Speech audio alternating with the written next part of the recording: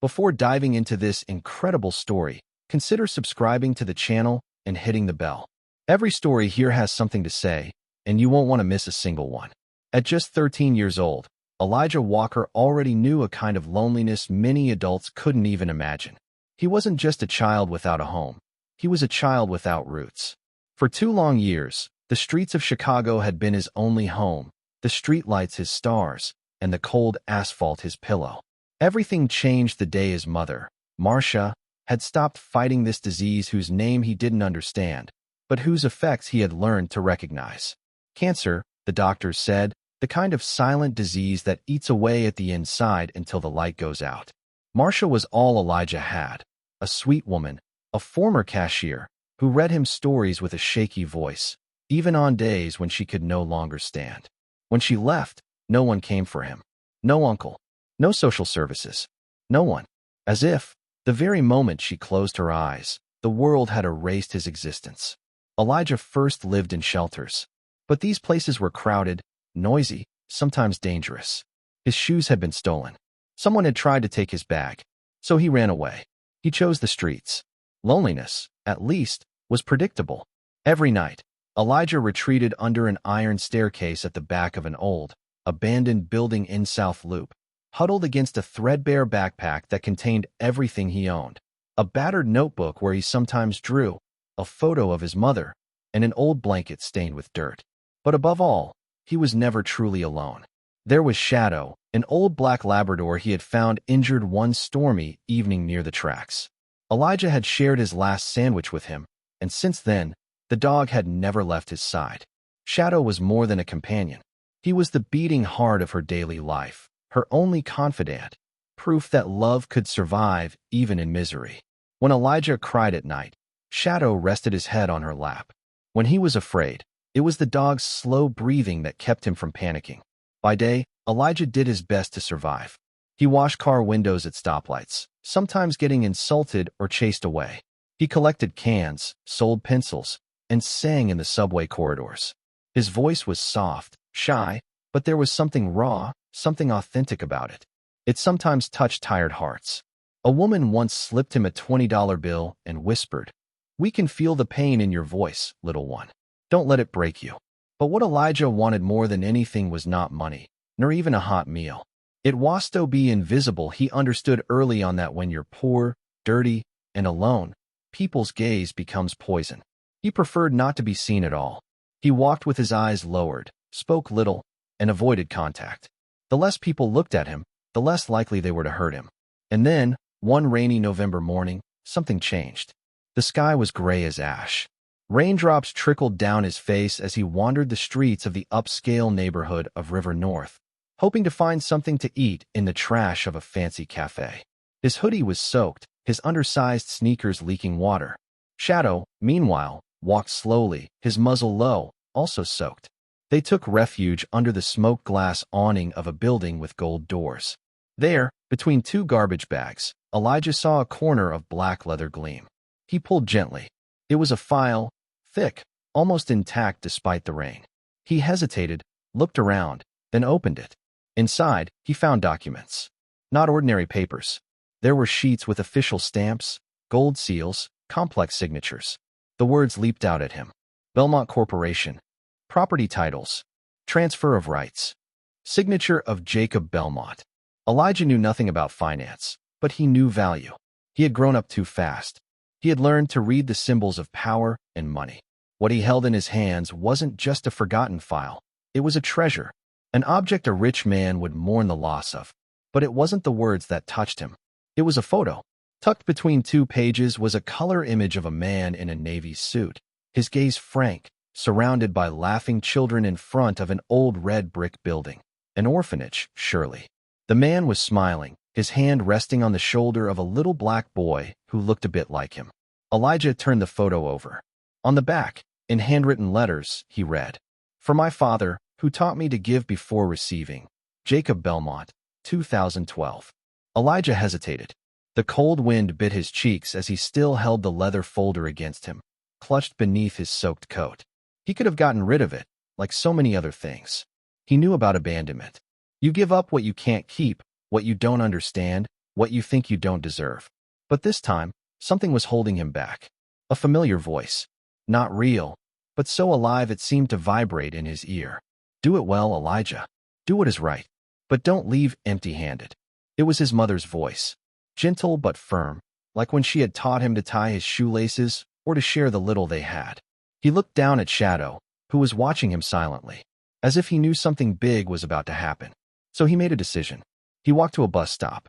He didn't have a ticket, of course, but the driver, a heavy-set man with coffee-brown skin and a tired look, saw him getting on with his soaking wet dog.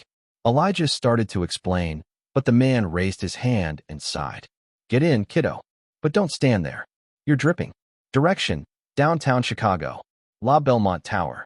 The bus rolled slowly through the city's wet streets. Elijah had never been to this neighborhood, where the sidewalks were heated in the winter, where people wore $1,000 jackets, and where elevators climbed to the sky. When he arrived in front of the immense glass tower, he felt dizzy. The name Belmont shone in gold letters above the automatic doors. Everything about him screamed that he had no business being there. His clothes were in tatters. His sneakers were hanging by strings. He smelled of dampness, sweat, wet dog. The glances of passers-by slid over him with a sharp indifference. He entered anyway. The lobby was marbled, silent, almost sacred. 2 security guards immediately intercepted him.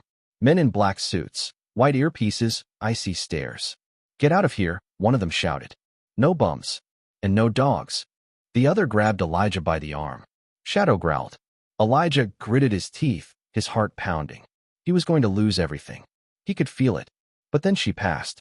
A slender woman, wearing a pearl gray suit, stiletto heels, hair pulled back in a strict bun. She wore a badge. Danica Moore, executive assistant. She was going to ignore them, like the others, when she heard Elijah say, his voice trembling but firm. I need to see Jacob Belmont. It's about his property deeds. And his father. She stopped dead in her tracks. The guards raised an eyebrow. Danica frowned. She slowly turned to face the boy. What did you say? Elijah repeated, this time more quietly. She approached, looked at him for a long time, then said simply, follow me. The guards protested, but she silenced them with a gesture. A few floors up, in a glass-walled office overlooking the entire city, Jacob Belmont was waiting. CEO of a multi-billion-dollar real estate empire. Salt and pepper hair, a perfectly tailored suit, a gold watch. But beneath the impeccable exterior, his face betrayed a weariness that no amount of wealth could mask. A man who had earned everything he wanted, except perhaps peace. He watched Elijah walk in, preceded by Danica. It's him, she whispered. He's talking about the documents you lost. Jacob Belmont raised an eyebrow. He reached out. Elijah pulled the file from his damp backpack and handed it to him. The man opened it and read it quickly. His face changed. My God, these papers disappeared 3 days ago. I thought it was an internal theft. How did you get them? Elijah looked down, then back up with disarming frankness. I found them in a trash can. I didn't understand everything, but I recognized a name. And this photo. He held out the photo. Jacob took it, and his gaze immediately softened. He touched the edge of the photograph, as if touching a memory. A long silence followed. Then he asked, what do you want, kid? Do you want a reward? Money? Elijah took a deep breath.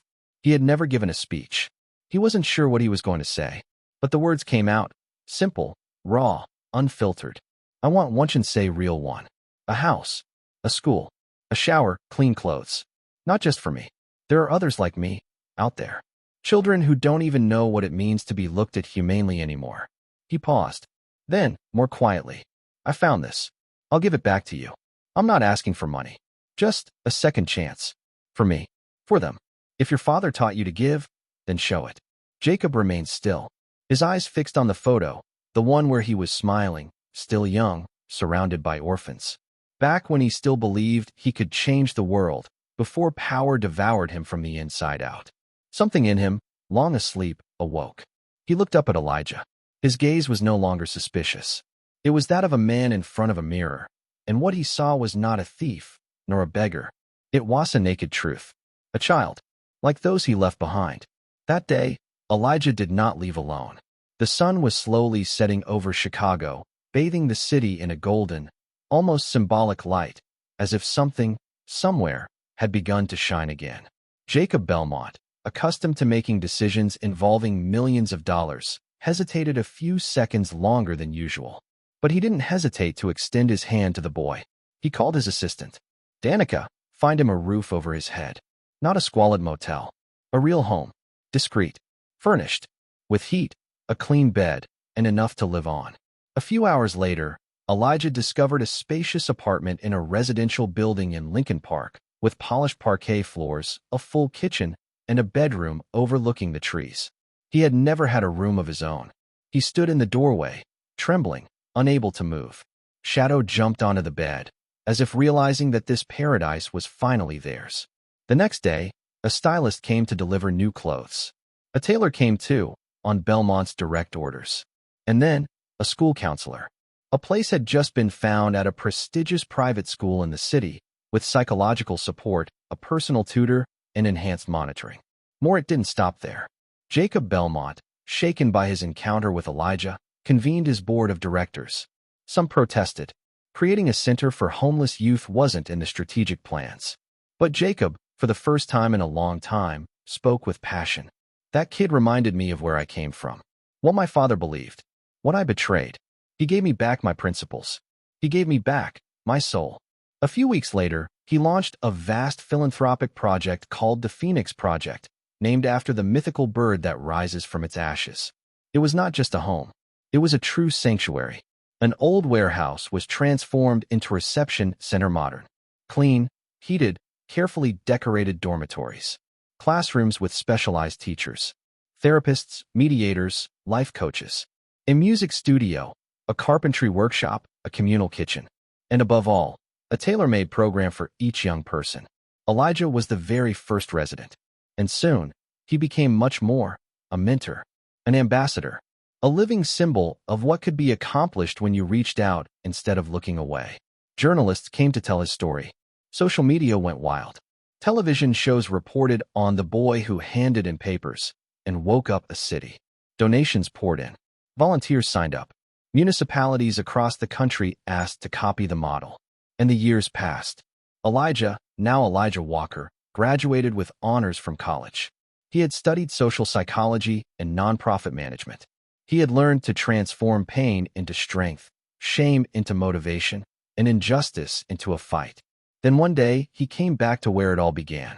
He pushed open the doors of the Phoenix Project, no longer as a foster child, but as the new director of the center. He was no longer the boy with torn clothes, but a man who stood tall, strong, and respected. Shadow, now old and peaceful, still trotted by his side. There was a ceremony. The whole town was there. Former residents, patrons, teachers, the media. Jacob Belmont, now retired, took the stage, his eyes shining. He read a letter, written in his own hand, before a silent crowd. A boy who had nothing gave me back more than I had lost. He reminded me that wealth without purpose is a desert, that an empire without soul is just a pile of stones. Elijah, you showed me that the world is not changed with glass towers, but with acts of truth. Thanks. At the end of his speech, he revealed one last surprise. The center was going to change its name. From now on, it would be called the Elijah Home. And every child who walks through its doors today hears that same story, told in a book, posted on walls, passed down like a legend.